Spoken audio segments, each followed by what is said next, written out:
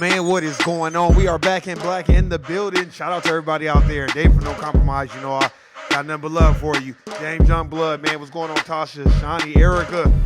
Man, what's going on, man? We back in the building. Man, I got a great topic. I love talking about this shit. I love talking about it, man. We got a lot of things to discuss, but the one thing we're going to discuss is we're going to talk about the political lies in voting. You see, now they protesting because they got that debt, that canceled student debt. Wasn't that what your boy was promising everybody to get in office? I love all these political lies and empty promises and telling motherfuckers to vote. So we gonna get into it today, man. Shout out to everybody out there. If you're at the Court Plantation, hey, man, I got nothing but love for you. Keep going to that Court Plantation because that is what is feeding your family. Don't be doing no Kanye West bullshit, standing on tables and fuck this and fuck that and fuck all. You see where it got him. You don't even know where he at. You better hold on to your motherfucking job. Shout out to everybody out there, man, learning how to move within that corporate plantation system. Man, again, shout out to the Hidden History Museum in Los Angeles, California, that was opened up by our good, great thought leader, Brother Tariq Nasheed. That may be the only reason why I might even be interested in going to LA, so I could check out that museum and look at the artifacts and get some knowledge. But let's get into it, y'all.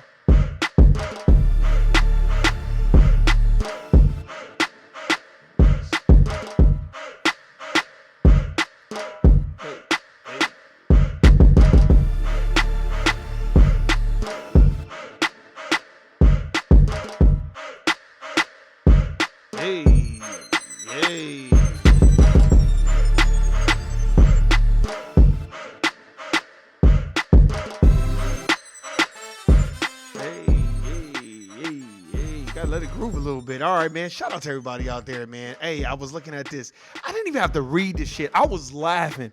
I kind of was laughing all day about it because I was like, I can't wait to talk about this.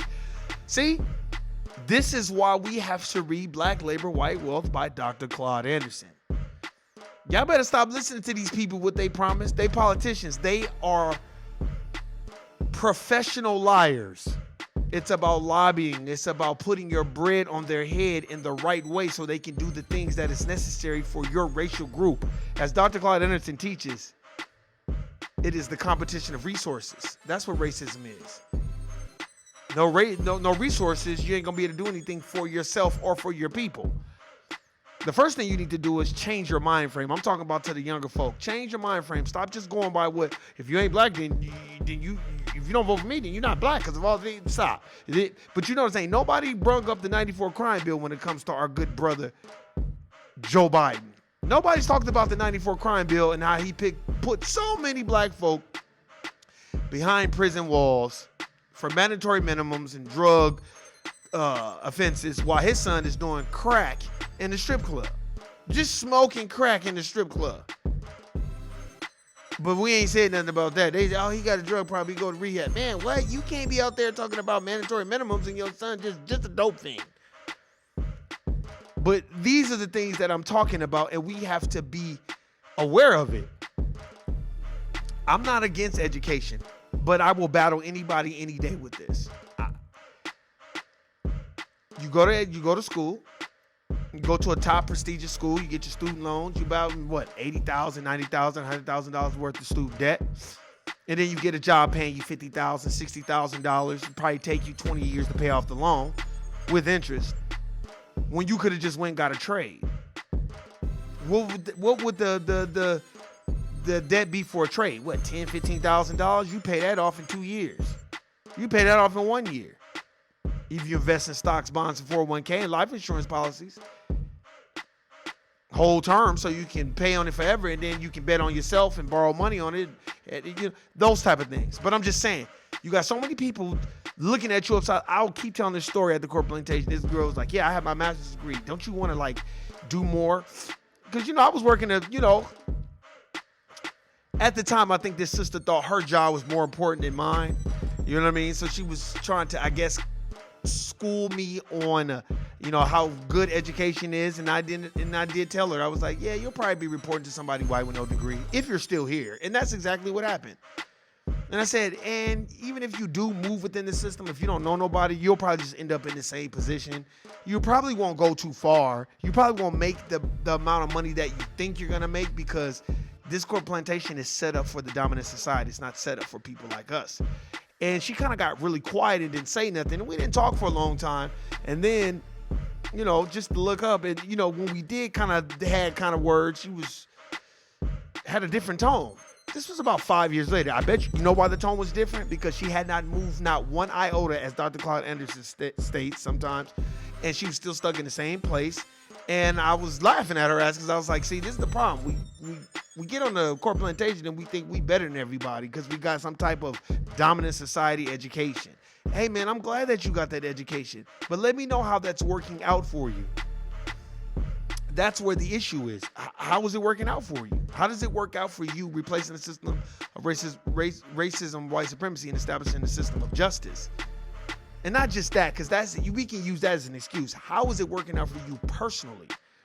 Because a lot of people think once they get this golden passport of a degree that they're just going to be making hundreds of thousands of dollars. That's not how it works. That's not how it works for any racial group, especially black folk. If you think going to school to get a degree that you're going to go work at a Fortune 500 company and you're going to shoot all the way up to the top, you must be out your damn mind.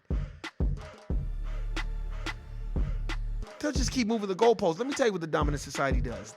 I was having this conversation with one of the homegirls, and I said, they do what they want to do, when they want to do it. And they always justify the means with whatever type of message that they want to do it with.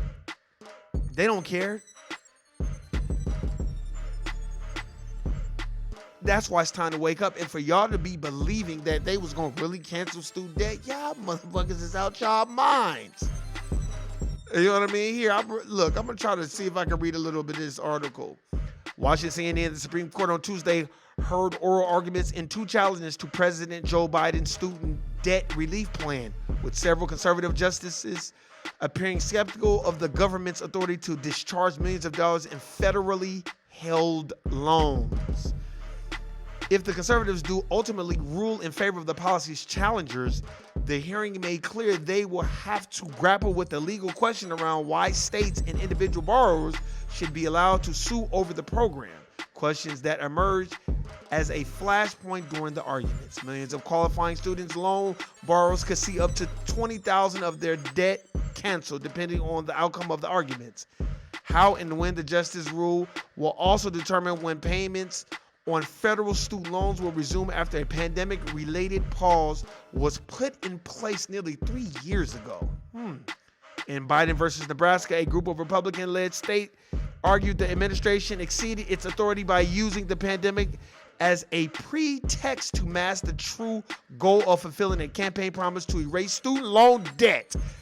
I'm going to read it one more time for y'all. In Biden versus Nebraska, a group of Republican-led states argued the administration exceeded its authority by using the pandemic, hint, hint, as a pretext to mask the true goal of fulfilling a campaign promise to erase student loan debt. The second case is Department of Education versus Brown, which was initially brought by two individuals who did not qualify for the full benefits of the forgiveness program, argued the government's failed to follow the proper rulemaking process when putting it in place. Conservatives see this case as another chance to rein in aggressive actions by Biden.